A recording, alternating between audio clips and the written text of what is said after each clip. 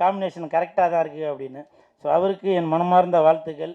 அப்புறம் சத்யராஜ் சார் இந்த படத்தில் தோழர் சேகுவரா படத்தில் நடிச்சிருக்கிறது எங்களுக்கெல்லாம் ஒரு பெரிய பூஸ்டப். ஏன்னாக்கா வால்டர் வெற்றிவேல் அந்த படம் 50வது நாள் படத்தை நான் பிளாக்கில் டிக்கெட் வாங்கி பார்த்தேன்.